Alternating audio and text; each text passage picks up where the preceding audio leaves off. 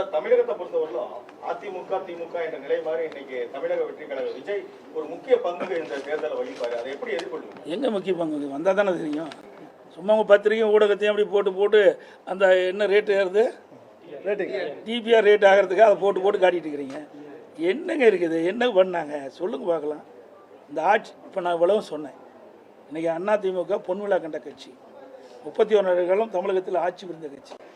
மத்திய அரசிலிருந்து மாநில அரசு என்னென்ன திட்டங்களை கொண்டு வந்து நிறைவேற்றி அதன் மூலமாக தமிழகம் எந்த அளவுக்கு உயர்ந்திருக்குன்னு நாங்கள் பளிச்சுன்னு சொல்கிறோம். அதெல்லாம் சொல்ல முடியும், சொல்லுங்க என்னன்னு சொல்லுங்க பார்க்கலாம். என்ன சொல்லல, கூட்டம் ரசிகர் கூட்டம் வரத்தான் செய்யும். ஒரு அது நிறைய அவர் சிறந்த நடிகர், அதில் எந்த மாற்று கருத்து கிடையாது. ஆனால் சிறந்த அரசியல்வாதி நாங்கள் தான். மக்களுக்கு சேவை செய்தோன்னா நாங்கள் தான் இது வரைக்கும் மக்களுக்கு குரல் கொடுத்துட்டு இருக்கிறோம். இந்த ஆட்சி எழுத்து கூட பேச முடியல, அது வரைக்கும் திரைப்படத்தில் நடிச்சுட்டு தான் இருந்தார். இப்போ தான் வெளியில் வந்திருக்கிறாரு. நான் இந்த பொதுநாளைக்கு 1974 வந்தேன். 51 ஆண்டு காலம் ஆகிப்போச்சு.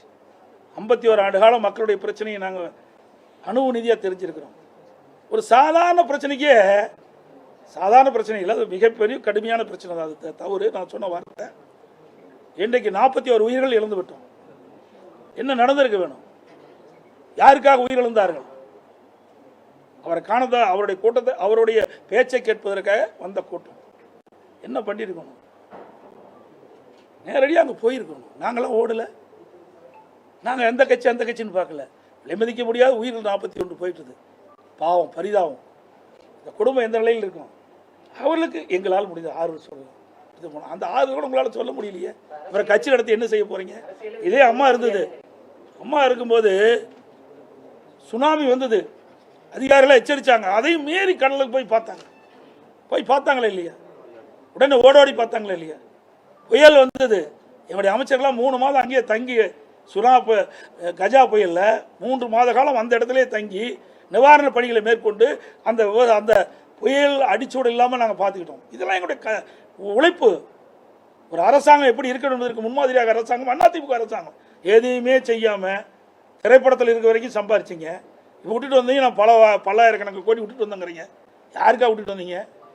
இப்படிப்பட்ட ஒரு அரசியல் தாங்குவாரா சார்? அதெல்லாம் நான் சொல்லலை. நீங்கள் கேட்ட கேள்விக்கு நான் பதில் அவ்வளோதான். தாங்குவாரா போவாரா? அதாவது அனுபவம் வேணும். இது சாதாரண விஷயம் இல்லை. இன்றைக்கி என்னாச்சு? திட்டமிடாமல் போன காரணத்தால் தான் 41 உயிர்கள் நம்ம பலி கொடுத்துட்டோம். சாதாரண விஷயம் இல்லைங்க. 41 குடும்பம் இன்னைக்கு அனாதி ஆகிட்டது இல்லை. ஆமாம், இன்னைக்கு சார், அதாவது விளையும் பயிர் முளையிலே தெரியுமாங்க. நாம் மக்களை இன்னைக்கு ஒரு ரசிகர் பட்டாலும் ஏறலாமல் இருப்பதற்காக எதை வேணாலும் பேசிட முடியாது. இது 8 கோடி மக்களுடைய வாழ்வாதார பிரச்சனை. ஒரு அரசாங்கம் வந்தால் எப்படி செயல்படும் என்பதை பார்க்கணும். கொரோனா காலம் இருந்துடுங்க. கொரோனா காலம் வந்தால் இவ்வளோ வீட்டு விட்டு வெளியே வருவாரா?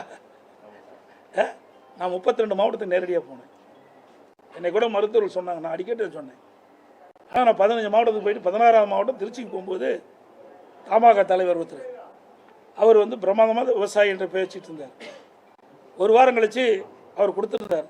அந்த செய்தியெல்லாம் அவர்கிட்ட கேட்கணும்னு சொன்னேன். இறந்துட்டார். அருமையான உடல், 55-57 வயசு தான் இருக்கும். அப்படிப்பட்ட சூழ்நிலை கூட 32 மாவட்டத்துக்கு நேரடியாக போனோம். மக்களை போய் சந்தித்தோம். அந்த காலகட்டத்தில் ஒரு இக்கட்டான காலகட்டம். மக்களை காக்க வேணும், மக்களுடைய பிரச்சனை தீர்க்க வேணும். அதையெல்லாம் நேரடியாக சேர்ந்து நீங்கள் எல்லா ஊடகம் பார்த்தீங்க, எல்லா இடத்துலையும் நான் போனோம். அப்படி ஒரு சூழல் வருகின்ற போது இவர்களாம் எப்படி சமாளிக்க முடியும்? சார், இவ்வளவு பலம் வாய்ந்த ஒரு கட்சியை அவர் எங்களுக்கும் திமுக தான் சார், 1008 பேசலாம், அது வேற. அவருடைய இது சுதந்திர நாடு, யார் வேணாலும் கட்சி ஆரம்பிக்கலாம், யார் வேணாலும் ஒருத்தர் வருவதற்காக பேசலாம். அதையெல்லாம் பொருட்படுத்த வேணுமா? உங்களுக்கு பத்திரிகையாளர் ஊடகமும் தெரியும். ஏதாவது பேசி கீசி விறுவிறுப்பாக செய்தி பல வேணும். அதுக்காக என்கிட்ட கேட்க முடியாத கேள்வியாக கேட்குறேன். எந்த கேள்வி கேட்டாலும் நான் பதில் சொல்ல தயார். அதில் எந்த மாற்று கருத்தும் கிடையாது. எதற்காக சொல்லினா, யாரையும் நான் குறைச்சி மதிப்பிடல. இது அரசாங்கங்க. அரசாங்கத்தில் அனுபவம் தேவை. அனுபவம் செய்யவே முடியாது, பெரிய கஷ்டங்க. இன்றைக்கு அதிமுக ஆட்சியில் பொன்மனச்சம்பள புரட்சித்தலைவர் எம்ஜிஆர் இருந்தார், அம்மா இருந்தால், அம்மா மறைவுக்கு நாங்கள் இருந்தோம். எந்த அளவுக்கு வளர்ந்து இருக்குதுன்னு பாருங்க. மற்ற மாநிலத்தை ஒப்பிட்டு பாருங்க. இன்றைக்கு இவ்வளவு தூரம் வளர்ச்சி அடைவதற்கு காரணம் அனைத்து இந்திய அண்ணா திராவிட முன்னேற்ற கழகம் ஆட்சி இருந்த காலத்தில் தான். அதுதான் நாங்கள் தைரியமாக சொல்கிறோம். செய்திகளை உடனுக்குடன் தெரிந்து கொள்ள கீழ்க்கண்ட கேபிள் மற்றும் டிடிஎச் நெட்வொர்க்குகளில் எம்நாடு செய்தி தொலைக்காட்சியை காணுங்கள். பாதகம் செய்பவரை கண்டால் நாம் பயம் கொள்ளலாகாது பாப்பா. மோதி மிதித்துவிடு பாப்பா, அவர் முகத்தில் உமிழ்ந்துவிடு பாப்பா. அண்மை செய்திகளை உடனுக்குடன் தெரிந்து கொள்ள இணைந்திருங்கள் எம்நாடு தொலைக்காட்சியுடன்.